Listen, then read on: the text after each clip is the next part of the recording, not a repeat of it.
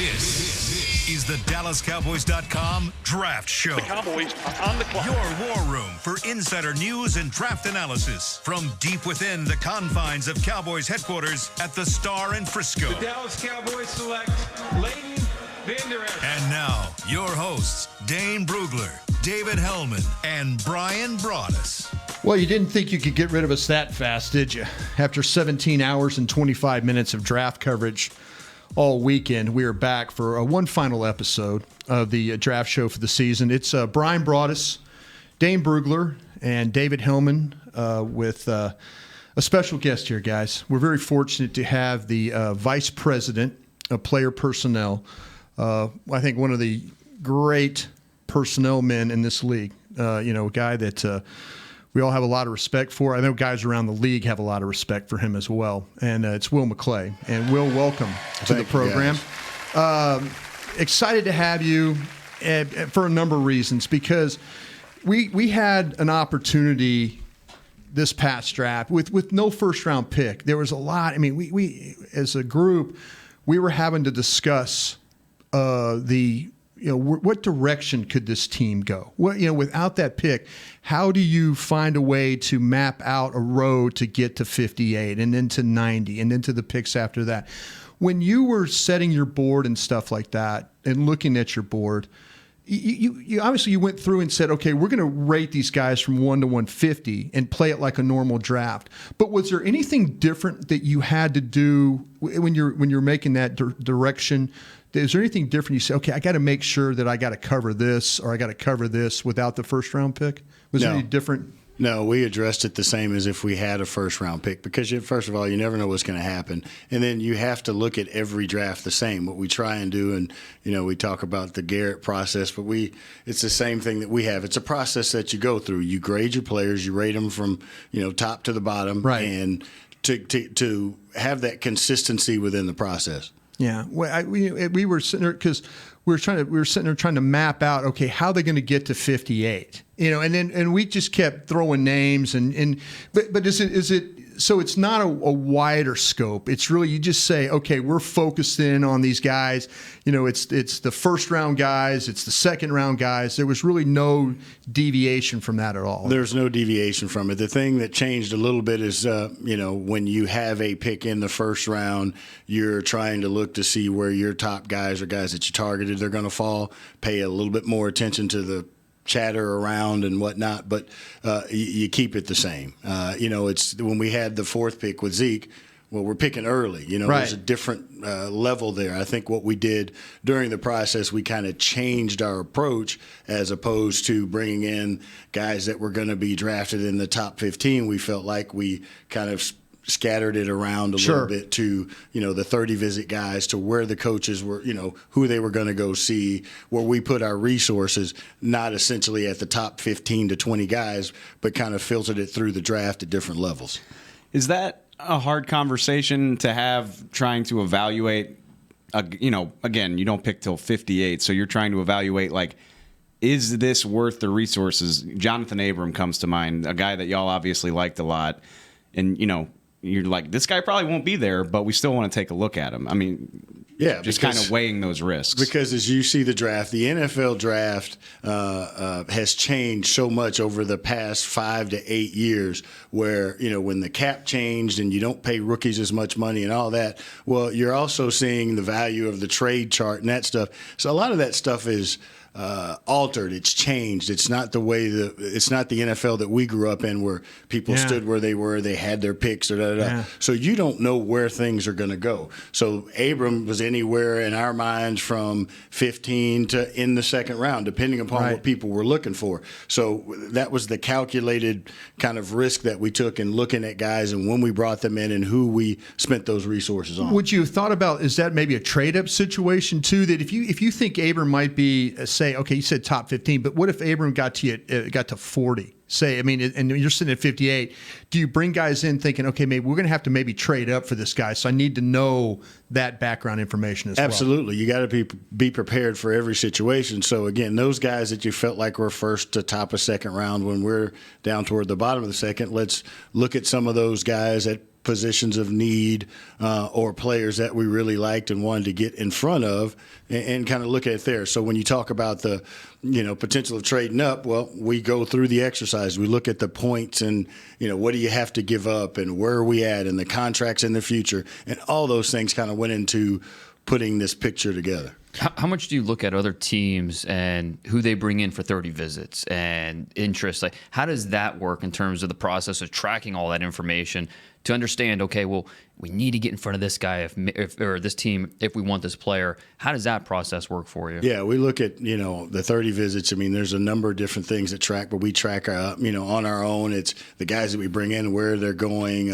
There's some sources out there that tell you who's bringing who in for a visit. Right. And you kind of, now and analytics get involved in it too. We go through a number of different processes to go, okay, systems, who guys have drafted, and say, okay, here are the guys that, we target based on doing all that research. Let me ask you something about you don't have a first-round pick, but can you walk us through, though, the determination of coming about making the trade for Amari Cooper? I mean, at what point in time do you start off the season, you're 3-4. Was it something that you saw very early in the season? You said, man, I've got to get these coaches some help here. And, and then maybe your pro guys, get involved, and all of a sudden you're like, okay, this is how it's going to go down. Because I've been with Jerry Jones when he didn't have first round picks 2 years in a row. So whatever you did to make that work, congratulations. Because that is like, again, Stephen talked about it. You need an act of Congress. And I've seen him agonize in draft rooms without a first round pick. And I'm sure you felt that too yourself. But talk about, though, you made a big commitment to go and get Amari Cooper and to give up a first round pick. When did you make that determination that you needed to go do something? I think we're always evaluating our roster. And so we went into last year receiver by committee. We brought these guys in, and there was injuries. There was that the plan didn't work. Right. And if you put your head in the sand and say, okay, we're gonna ride it out, some way rectify it. Yeah. But then it's also about opportunity. So we're all again, just like right now, we're always looking for ways to improve our roster.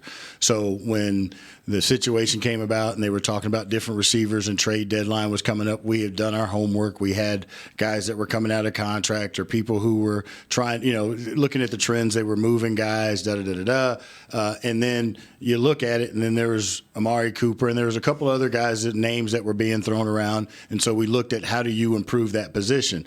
The Amari situation came up. So then we go and we look at, our scouting grades and what's coming and, where we are there and what's the right opportunity cost to make that pick. So we make the pick, and then, we go to a string of success. And we felt like at the time when we were looking at it, is there going to be a first-round receiver to the level of Amari Cooper? Yeah. And then we went through everything else. It's like, if he's 28 or 29 years old, is that something that's beneficial for the long term of the team? Right. As opposed to right now. And so we try and look at all those things that way. And through the course of planning with Stephen and Jerry, when we talked about it, we sat there and we looked at it, okay, what's the opportunity cost? And, hey, it could be, if we don't correct the ship, it could be a high first-round pick. Sure.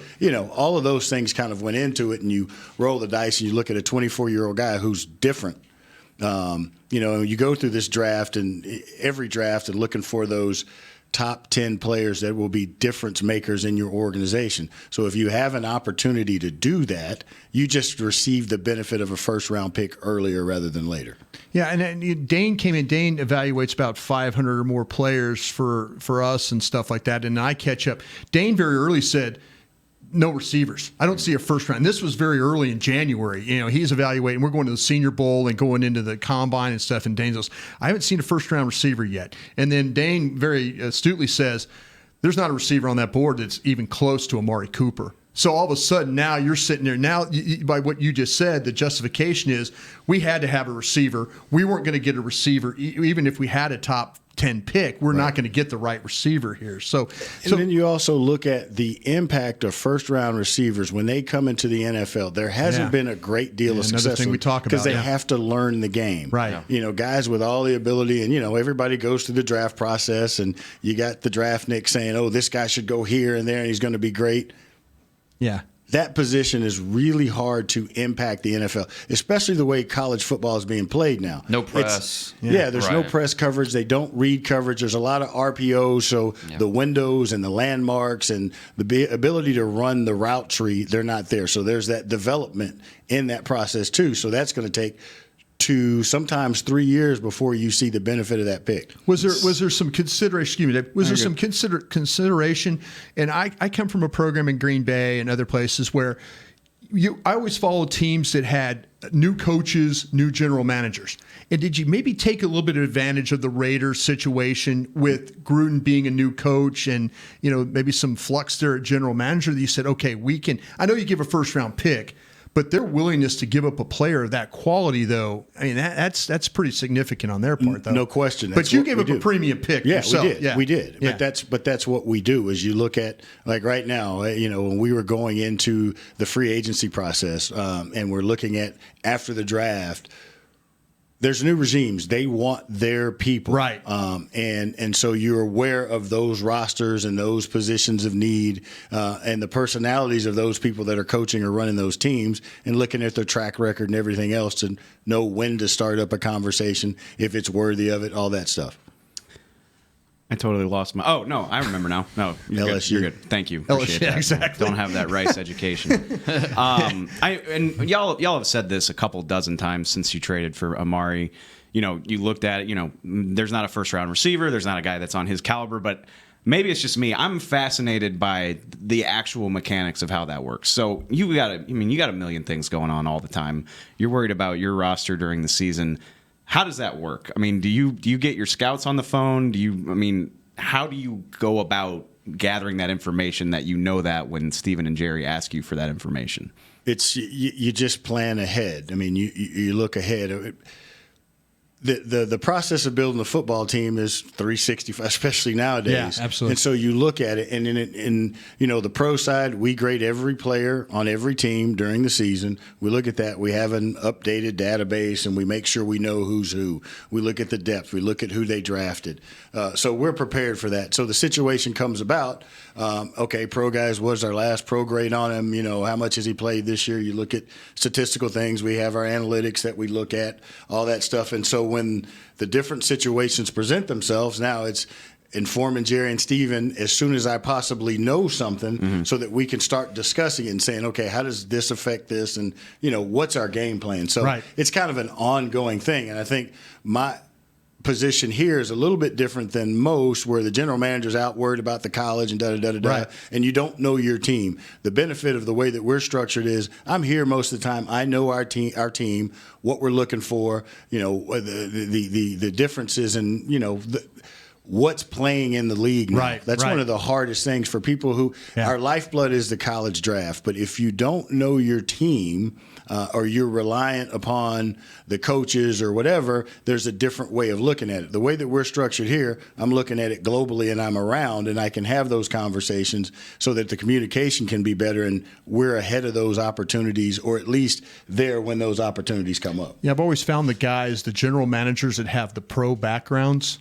Because sometimes these college general managers, and nothing against these guys that are college guys and become general managers, they don't know who's playing in the league. Right. They don't know who the nickel corner is with the Atlanta Falcons. They don't know who the backup right tackle is at Minnesota.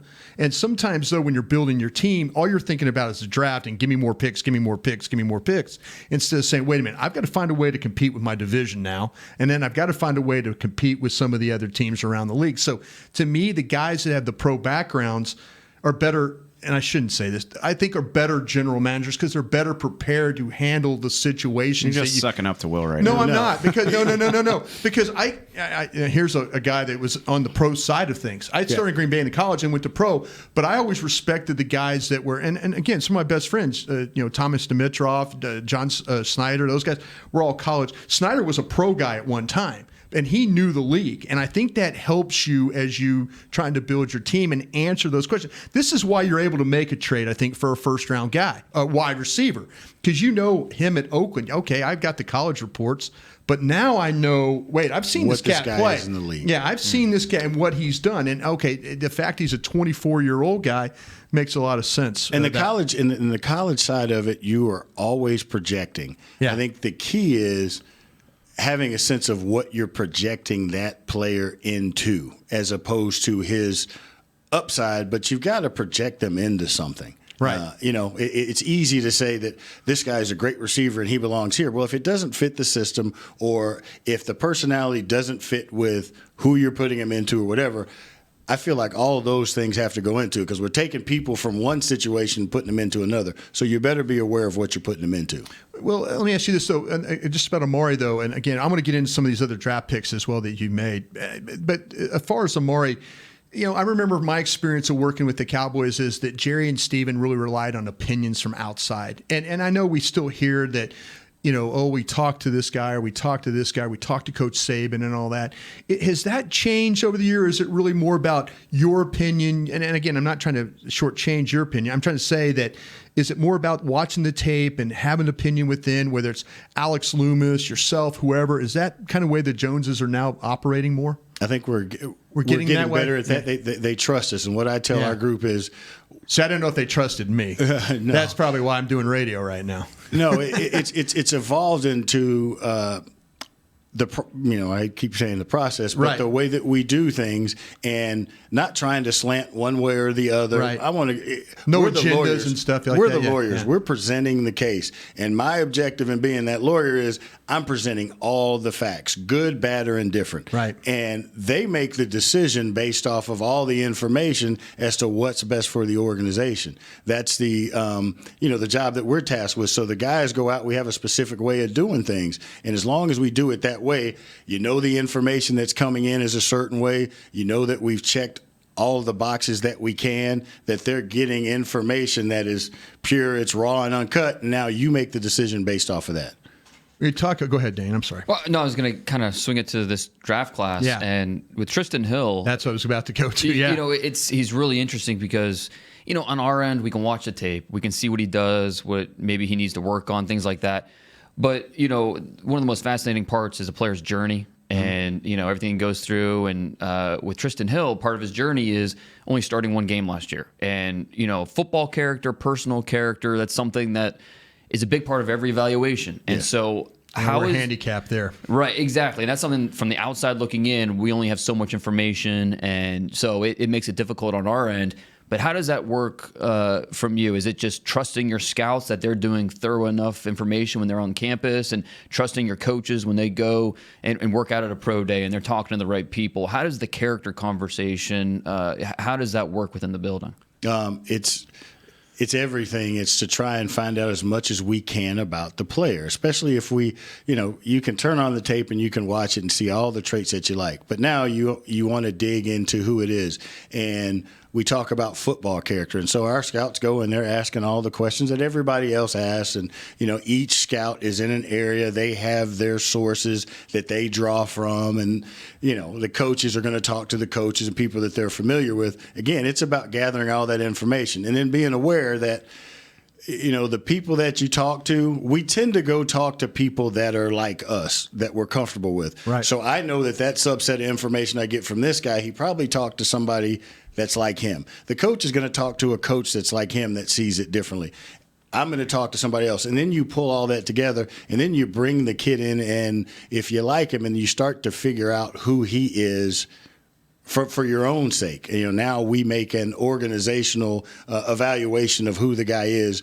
Do we want him? What's he all about? And take into account, okay, he's 20 years old, 21 years old. And I always say this is, if I go back to when all of us were 16, 17, 18, 19, 20 years old, and what would we be doing? Yeah. And then you look at, our society is a little bit different. If you're a star athlete and things happen, there's a certain level of whatever you want to call it that you get away with, or a certain feeling that you have. And so we all have to be directed. So when we brought Tristan in, we felt good about who he was. And then another sign is what people do, not only what they say to you, but what they do. You take into account the things that happened at Central Florida, but now his experience with us, that's really the strongest point that I can go off of. It's what did you do? How did he interact? What was his body language like? For Coach Marinelli to tell him, hey, listen, put on a coat. You come in here and you represent yourself. Don't put on your best suit because it's but represent yourself the right way and show you want to be here.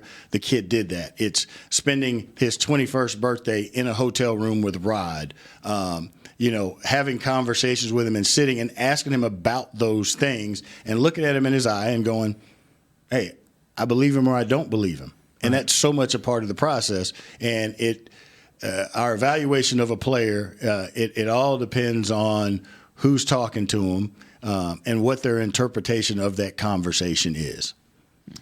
Going off that, and I know y'all turn over every stone, but kind of the flip side of that's Connor McGovern. He didn't come in. The scouts and coaches talk to him, but much less contact with him. I mean, how does that work? And Garrett said it during the draft, is he's a blinking light. Like, it's just obvious that he's so much better than your other options.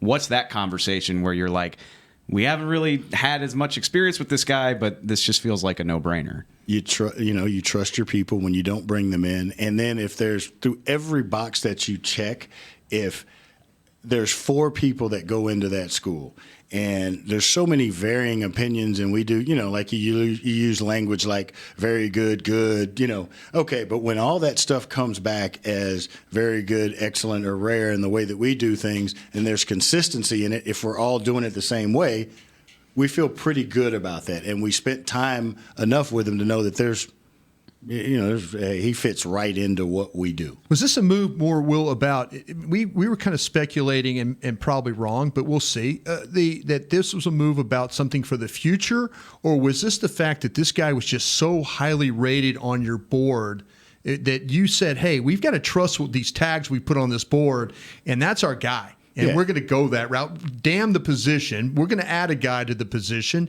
and try and improve this team even going that route. He was the blinking light that was there. You go through the process, and you build a draft board, and there are players that are taken from your draft board, and after the first round, your draft board looks a lot different than even you thought it was going to look. 3-day old turkey there at the end of it. Thanksgiving.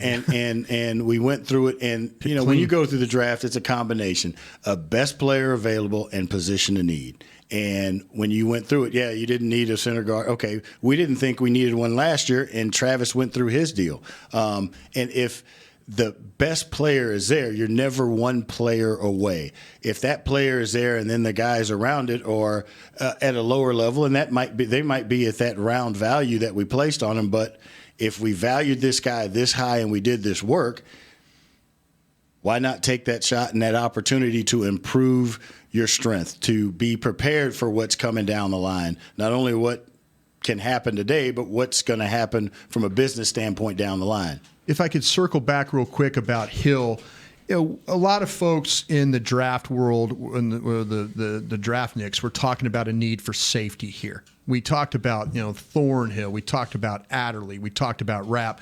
Rapp, I felt like kind of eliminated him with the 4.7, but the tape was really, really good.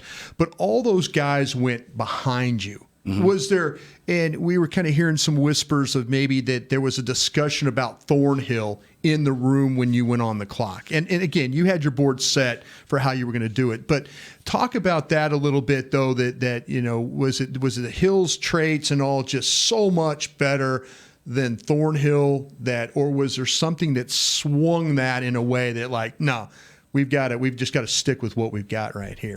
We followed our draft board, and both of those guys were there. So we talked about the scenario. And as the pick got closer, we're looking at it. So within the board, you have positions evaluated as well. And so when you look at the scarcity of a 3 technique, right, and the value of that 3 technique to your defense compared to a safety and the impact that he can have on your team, and then what's behind that one safety or that defensive tackle, and you look at the league in the draft, how often have you seen that many defensive tackles go in the first round? Yeah, that many guards or centers go in the first round. You did. And you look at it and you say, well, the game is changing with the RPOs and all the different things, the way that the game is. You still value the edge rushers, you value all those guys, but as the game changes, you look at your value of players and your scheme, and does that change? And then what's available before or after that player at that position? You're kind of playing that game to see, okay, if we do this, then what's after that? That's really part of it. So there's no question about even saying with all those players there, you had a nice little stack. There was no consideration of moving back at all. You said, our guy, that's our guy right there. I mean, we're going to talk about a couple of guys in that area, but we're going to sit right there and make this pick. Right, because those guys that we liked came down to that level. So now you look at it, you go, okay, do we move back? No, we don't want to lose this guy or this guy. Stay where we are. After if you stay where you are, things come to you, and you have an opportunity to address it, especially if your board is constructed the way that you like players, and then those players are there. This is a favorite pastime of fans and media, and you got to make the best decision and live with it. I get that, but as the years go on, do you keep an eye on Juan Thornhill maybe more so than other prospects? That likely would have been that pick if it hadn't been Tristan Hill. TJ Watt is obviously a name that always gets mentioned with the Cowboys for that very reason. Yeah, you watch it and you bring it up and you take all the experiences from the past to help you make decisions, or at least consider those when you make the next decision. So we look. I'm not going to specifically look at Thornhill and go, boy, he could have been ours, because I feel happy with the guys that we have here. Right. If we would have made that pick and he would have been here, we'd have been happy to have him. But I can't worry about what's gone. Let's keep building this thing now. And this might be more philosophical than anything, but in the fourth round, it was interesting because you had 2 picks within 8 picks of each other. Say there's 2 to 4 players you really like. What goes into that decision about who to take first? Is it more just who we like the best, or do you look at who's picking in between those picks to say, okay, well, maybe this guy has a better shot of lasting? Like, how does that conversation work? Yeah, it's okay. Who's before you? What have they drafted? Okay, what were their needs? What have they drafted? What's the likelihood of this happening or this happening? So you have those conversations, and a lot of times there's based on the way the board is set, there might be a 2 to 4 or 5 point difference between the players. They're in the same round. So then that's when you start considering position of need or best player available. And then again, going down to, okay, what's left, what's the best spot, all those things. So it all goes into it, but you're looking at, okay, what's the possibility of this guy getting down to us? What's the possibility of your second choice getting down to you? If we move down or whatever, then that all that stuff kind of comes into play. So with Tony Pollard, though, and I'm looking back through it, that you had to sweat that a little bit, because then Bryce Love goes at 4-1-12, Justice Hill goes at 4-1-13, and now you're starting to think, here comes the run. So yes. Was there any thought about what a little bit Dane's talking about, like, okay, can we make a small move up, or are we just going to sit here and ride this thing? Because again, you lost. Benny Snell went ahead of you too, so all of a sudden you have 3 running backs. Was there any thought of like, okay, we're just going to let this thing ride, or are we going to have to make a small move? Our approach at that time was to let it ride, because there were other running backs that we felt like could help us that we had in that same area. Cluster, yeah. Yeah, there's a cluster. So you let it ride, and then you still have that other pick. I mean, when you give a pick away, you lose an opportunity to add another player to your roster. And especially if there's guys there that you like, you make the decision. Either move up and get the guy you want, or there's enough depth.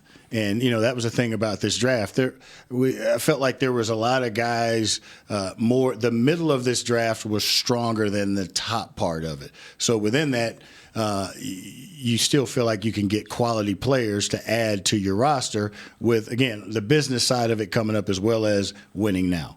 When we come back, I want to get into that if we can, about the middle part of this draft. That's exactly what I want to talk about. I'm going to ask you, because I think we understand what the top half of the draft, or the top half of your selections were. I understand what the bottom half. I just want to get into that middle part when you kind of went with the 2 Miami kids and the Texas A&M kid.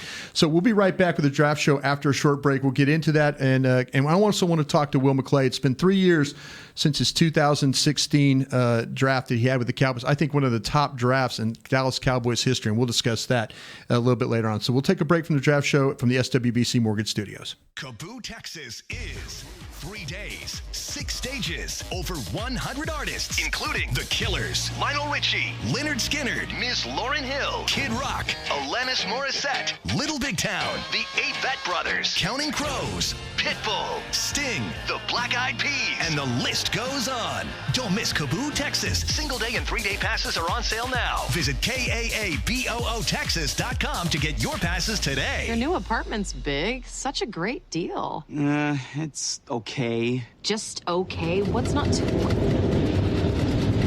Right above the subway! Well, I bet you don't even notice it after the... That's my neighbor, Angus. A deal that's just okay is not okay.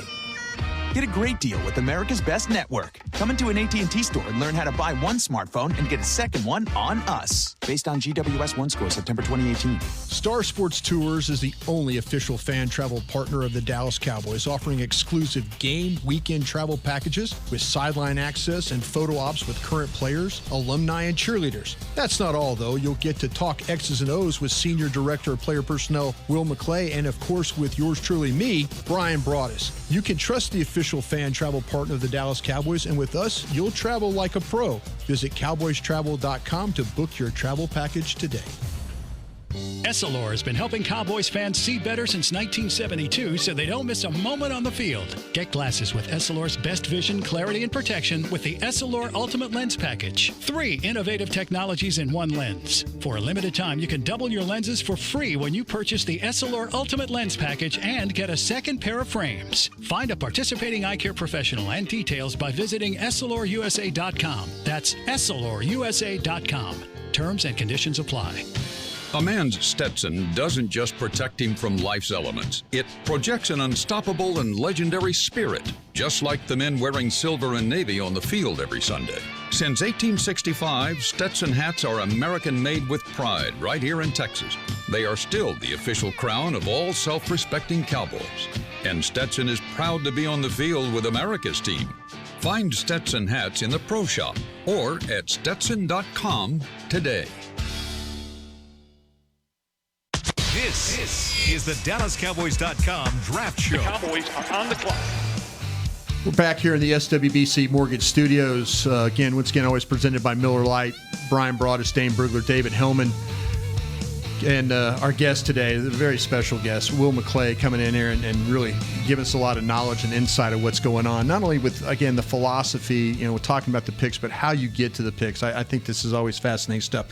Okay, well, I think this draft for you, and because you made moves, it was really fun to watch you keep backing up because you're thinking, okay, how can I get more picks? We were thinking as we were watching, it's like, okay, he's trying to set himself up to where he doesn't maybe have to fight for guys. We were thinking, oh, maybe these picks are going to come in the 7th round or so, but you pulled 6-round picks and stuff like that, and really helped your team.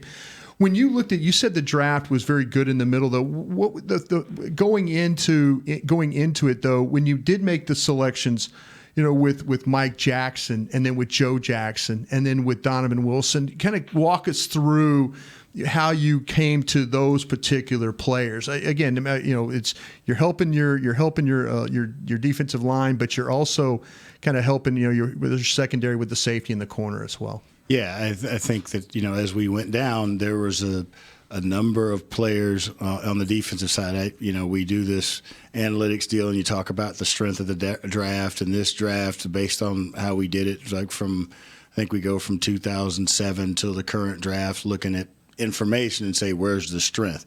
Well, defensive ends, defensive tackles was higher than some other positions, so we felt like, okay, you addressed a couple of things early. Now as we go down, where's our board? Where do we need help? So when we picked Mike Jackson, it's, we have contracts coming up. You can never have enough corners. Right. There's a profile that you're looking for, and Mike Jackson fit that. And Mike was one of the guys that we had the coaches go look at because of the parameters. Now, we studied the tape. We gave him a grade. We like him from the scouting side based on what the coaches are looking for and what we're looking to put in this system. Now, Chris Richard go out and spend time with him. Rod go out and spend time with him so that we'll find out if, the stuff was there that we wanted. So we picked Mike, big, long corner, inside, outside, last 2 years playing at Miami, starting. And then there are times on the tape where you watched him eliminate a guy. Right.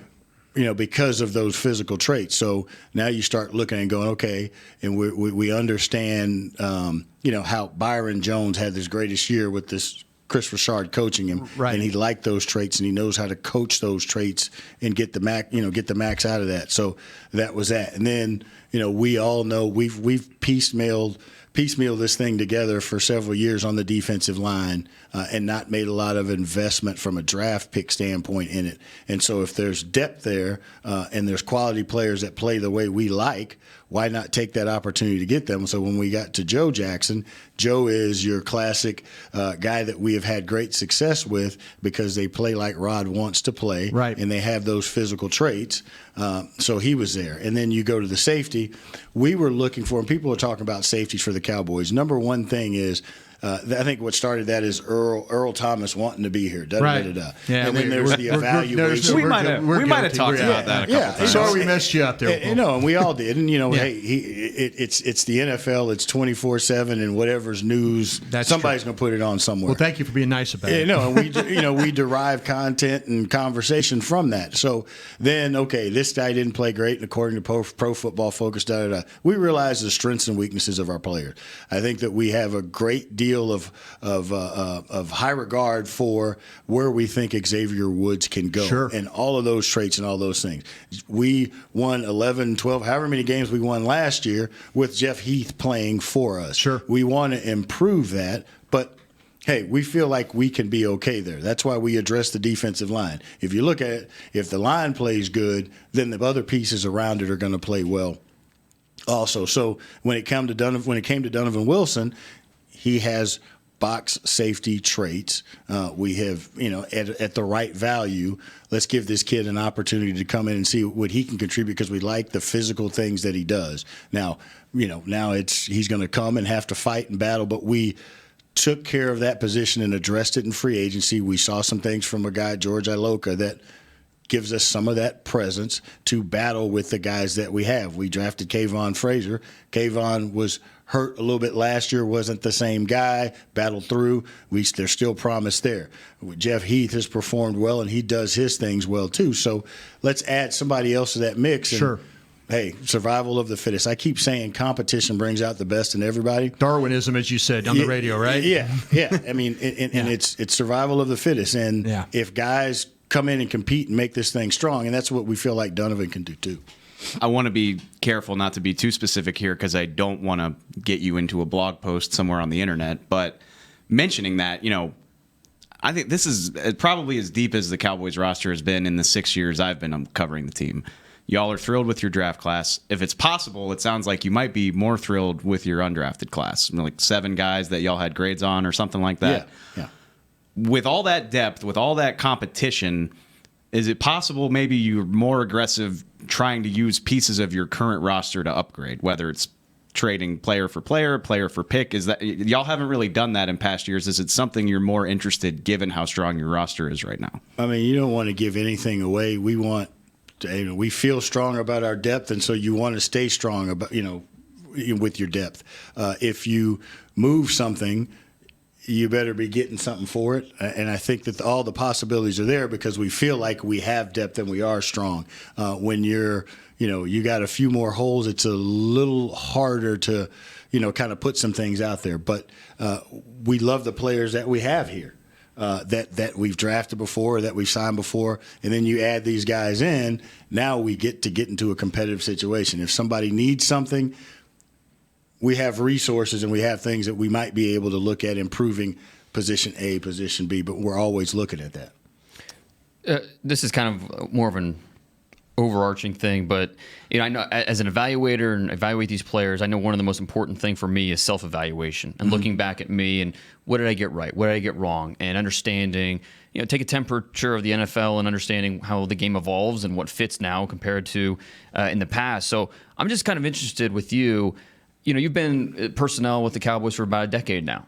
what do you think is the biggest difference between Will McClay 2009 and Will McClay today? Is there any big difference for you that you've learned along the way? You've evolved as an evaluator. What do you think is the biggest difference from your perspective? I would say the biggest difference is being aware of how the game is played and what other people do. When you're just evaluating talent, when you're evaluating, okay, this guy can do this guy can do that. I think I've gotten better as an evaluator to look at, there's cause and causation. Why is this guy good at this, or what players are similar, and how they fit. I think I've gotten better at that, just as opposed to, grading, oh, this guy's big, fast, he should be da. Well, what's he missing? What are his strengths? What are his weaknesses? And how do they fit? And then I've gotten better understanding the impact of character over physical ability. You got to have the physical ability to do that.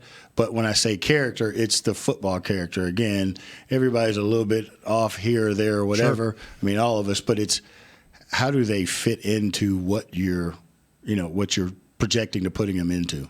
Culture and culture, that's a big part of it, right? Yeah, it's we do stuff with personality tests from the guys coming in, but we're also aware of the personalities that we're putting them with. Right. We take those things into consideration. And at the end of the day, we want guys to make plays to win football games. But now, how is it all going to jive? Because you're putting a team together. It's not a golf match or a tennis deal where it's one-on-one. It's how does it interact with the whole team? Well, David brought up the fact that, about the undrafted free agents you signed. But again, I'll focus just a little bit on the end of the draft with Weber, the pick from Ohio State. There's some people saying, well, wait a minute, why are they drafting two running backs? We talked about Pollard earlier and what he could potentially bring to the organization.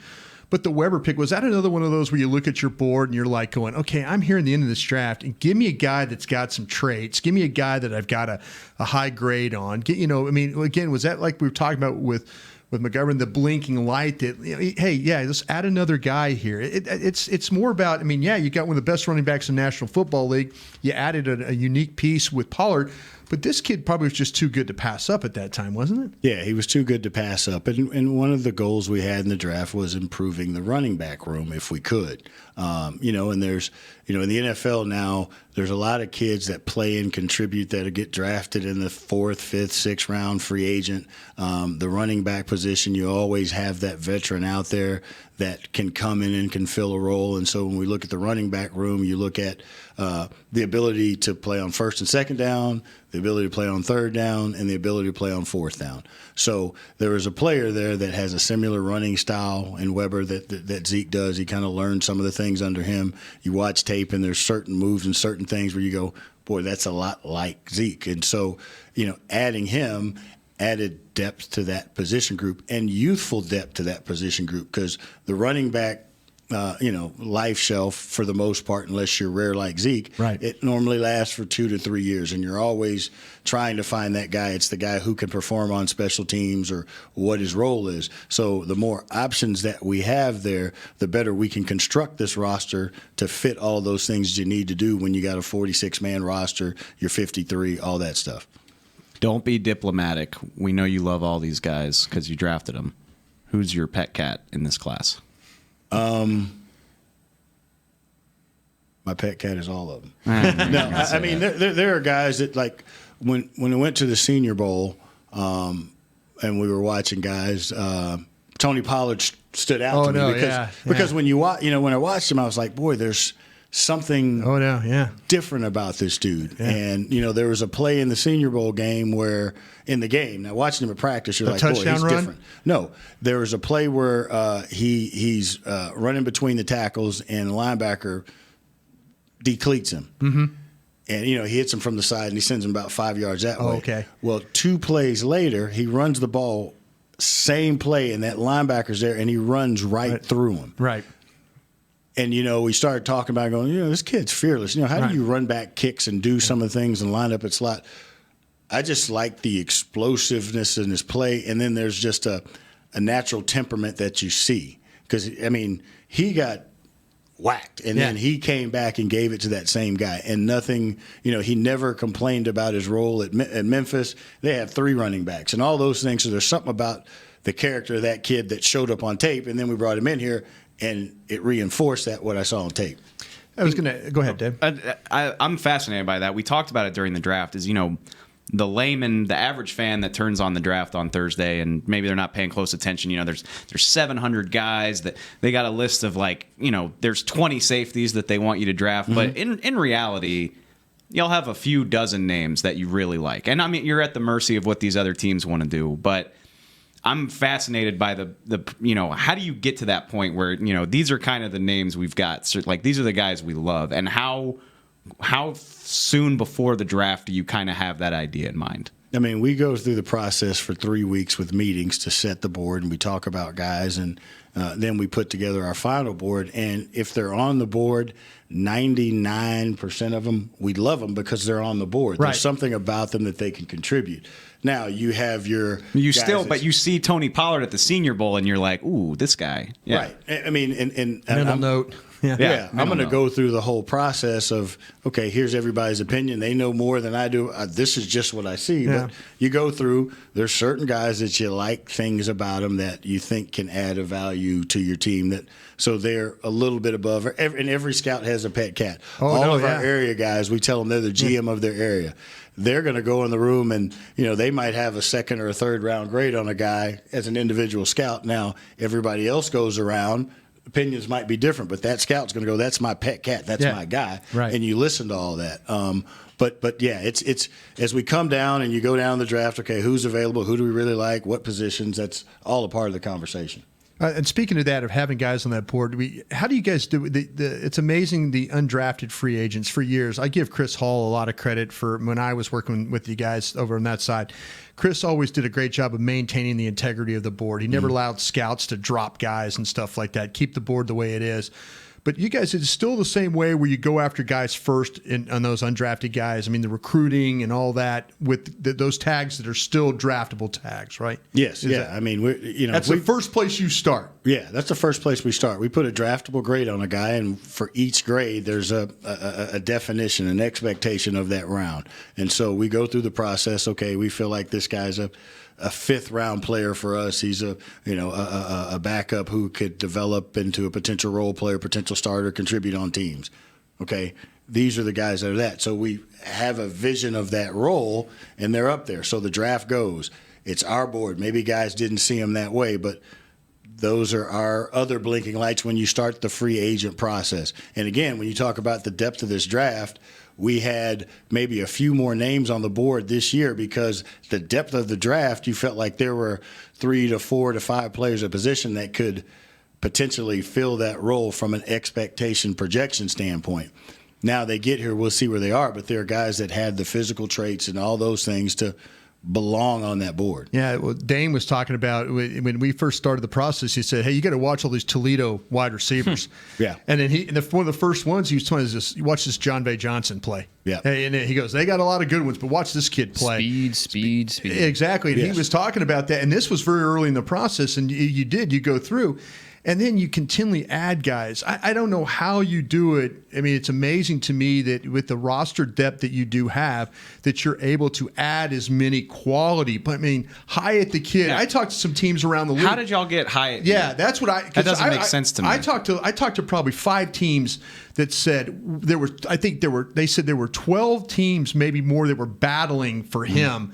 And here you guys, you end up with him with the deepest O-line in the league. Yeah, exactly. Well, how does that? I mean, it's part of the kid and having the conversation. It's recruiting him. It's recruiting him. Hey, you're not going to get drafted. That's a hard thing to say to a player. My guys were telling me he should have been drafted. Yeah, every one of my guys were saying, "Whoa, wait, that guy went undrafted." You start 4 years at Clemson. You win 2 national championships, and you're not drafted. And again, that's where everybody's board's a little bit different. But then we have, we recruited him. He got on the phone with Mark Colombo. We addressed our process in getting free agents, and he was a guy that was there that we're like, look, we got to add that depth. And it just kind of, it happened that way, and it's from the work of the college scouts that establish the relationship when they go in the school. It's the context that they have to communicate with the player to tell them about our situation. It's our coaches being on the phone, and it's a guy wanting to be a Cowboy at the end of the day. Yeah, you signed a bully too in that Brandon Knight. Oh yeah, that guy at Indiana's a bully. Oh yes, I mean I watched him play, and he's playing Michigan. Those people, and he's bullying those guys. And again, those the guys that are all getting drafted.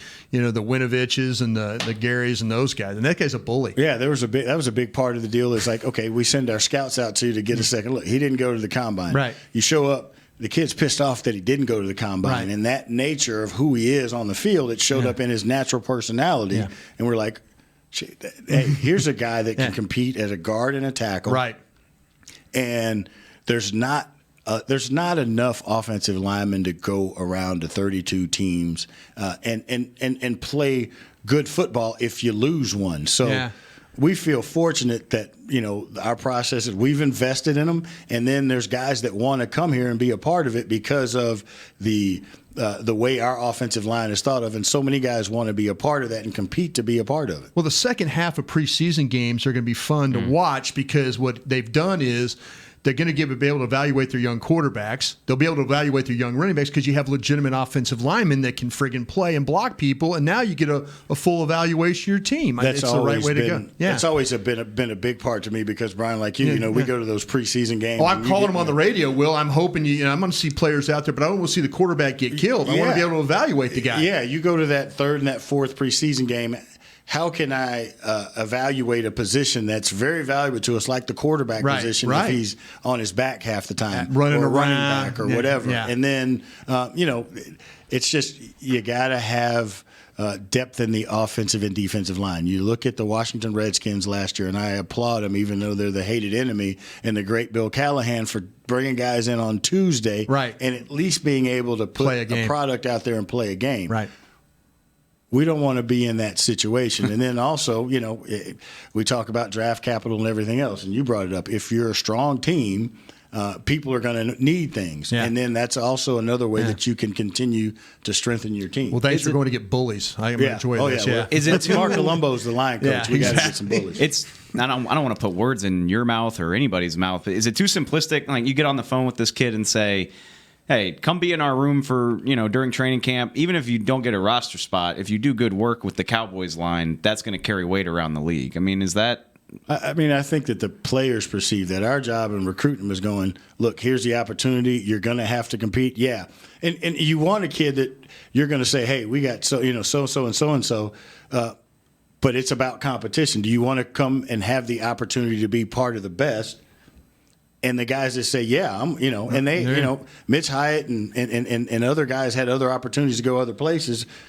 They wanted to come here and compete. That's the difference between me and top-level football players. I'm like, I want to go where it's the easiest to get on a team. And they're like, no, screw that. I want to go against the best. How early do those conversations start? Like in the draft? 5th, 6th round? Do we wait to the 7th? Probably start about the 5th round. But what we do is, we go through and, again, our college scouts have, once we set the board after every position group, at the end of the day, we meet and we sequence the PFAs.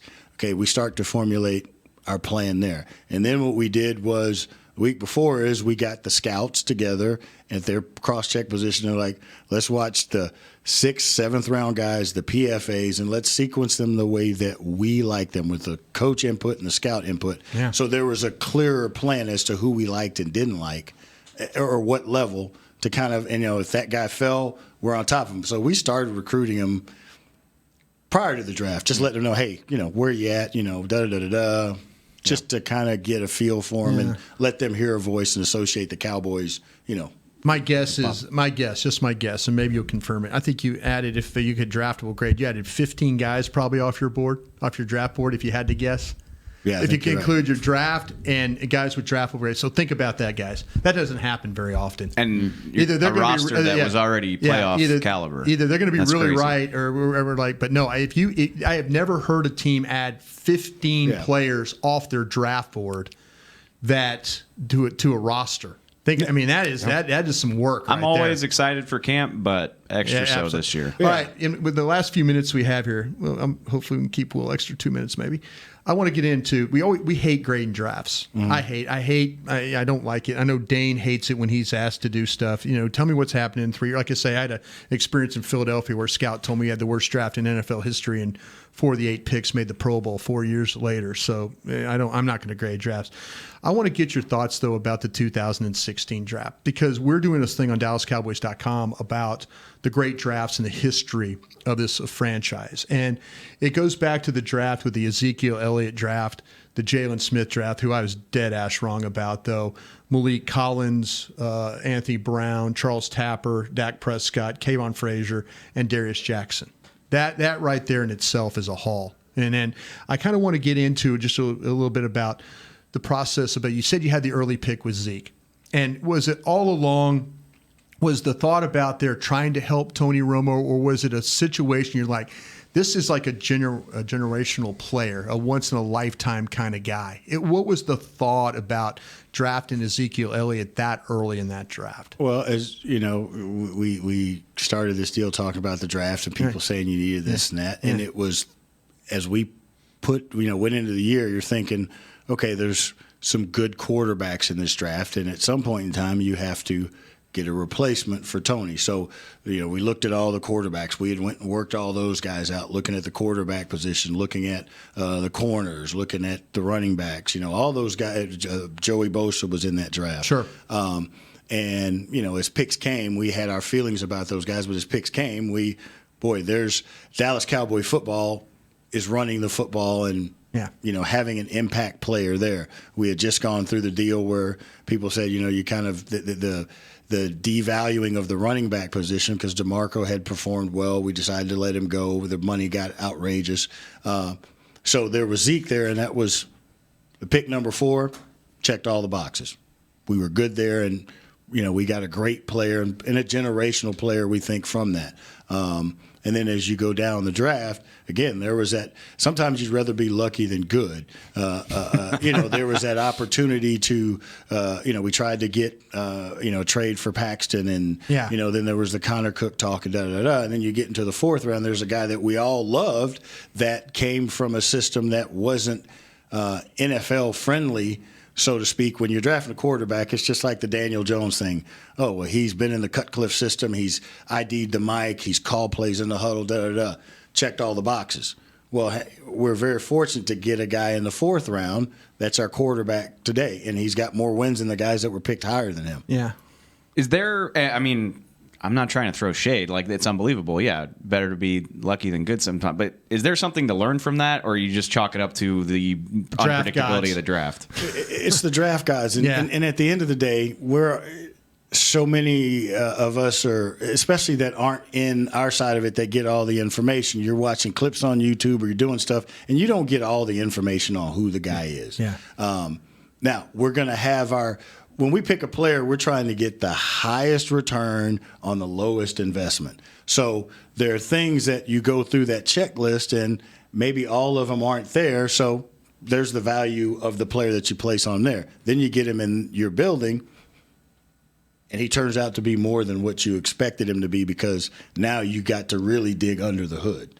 So the lesson from that is, hey, that's what we're getting better at now, is understanding the character and who the guy is. But you don't know until you get him in the building. Do you have time to just sort of let that take your breath away? It's kind of crazy when you think about it. And, y'all tried to trade for Lynch. You wanted Connor Cook, and Oakland took him out from under you, and then you wind up with Dak Prescott. Like I said, it can kind of blow your mind if you stop and linger on it. Yeah, but it also makes us realize that we're not as good as we think we are in this opinionated business. You got to get them in your building and all that stuff. And you can never discount a guy's heart and determination and all that other stuff. I think you learn those things, but you don't really know it until you get him in your building. He might have been a great leader at Mississippi State where everything was perfect. But you get him in your building and you go, that's truly who the guy is. Yeah.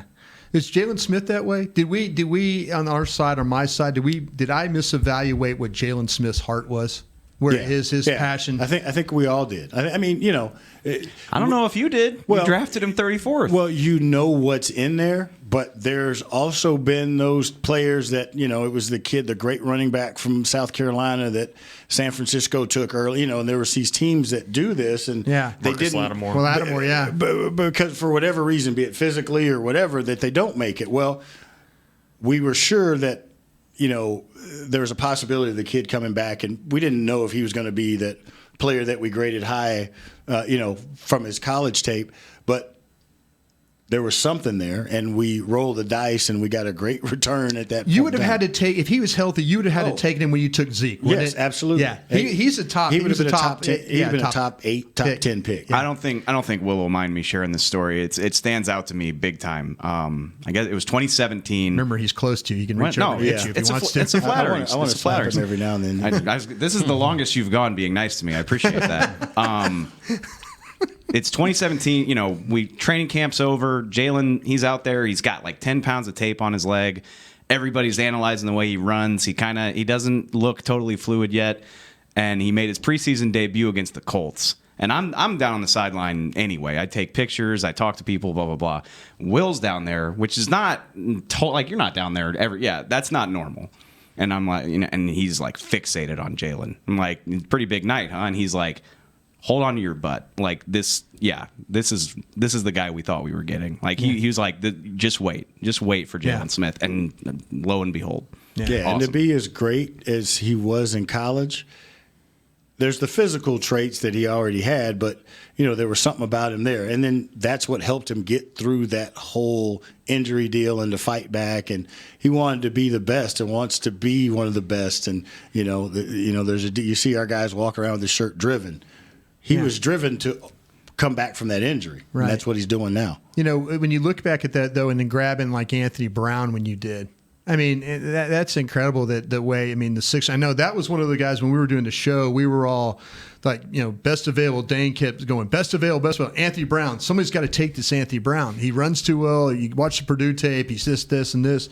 And then, you have to be proud about those picks that you make in the 6th round, 7th round, and all of a sudden, you look just at those like, that turn out well. It's like we talked about, this draft. Well, you look at it when you go down, we have these players. If we have them evaluated the right way, we had Anthony evaluated higher than there, and the people picked who they picked, and then there he was right there. And a guy, hey, he runs really well. There were some issues or some things that he didn't do well in college, but we felt like they were correctable and not terminal. And when you can run like that and the type of kid that he is, you figured that's the right opportunity. And it's panned out well. And he's been through a couple different coaches, and he's continued to grow. And I think Chris Richard has helped him too, where he's going to continue to get better. Go ahead, Dave. I've never thought to ask you this. You help find these guys. You're a guiding voice in that discussion. What's your role, if any, in these financial decisions that come now that these guys are coming up on their next contracts?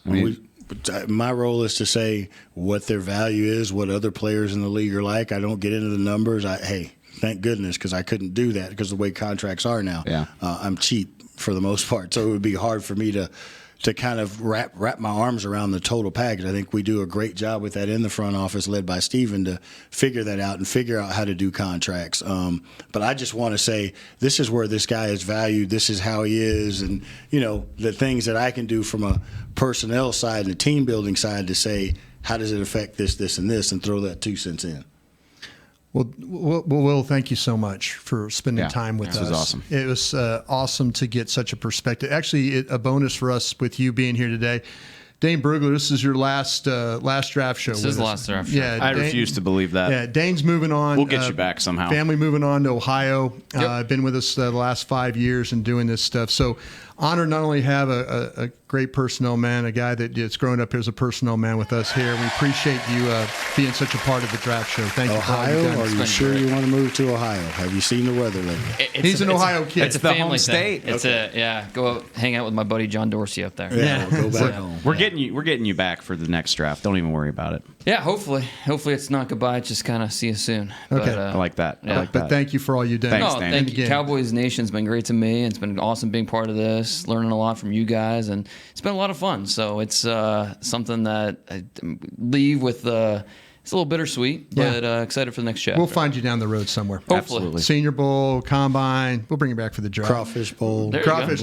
I guess we got to cook crawfish for everybody here. Please. I do. I want Get on that. I got my Houston guy over here. He'll eat some crawfish. There you go. I know he will. There you go. Okay, well, that's all the time we have for the draft show. Again, thanks to Will McClay, Vice President of Player Personnel with the Cowboys, for spending a lot of his time with us. He's a busy man, but he wants to be a part of this, and we really do appreciate that. So that's it for the draft show for 2019. Thanks to everybody out there who made this possible, and we will see you next January as we start the journey. Or the bye week. Don't forget about that. Bye week, exactly. Well, we'll see you. We'll see you here real soon, though. Thanks for everybody out there. Take care.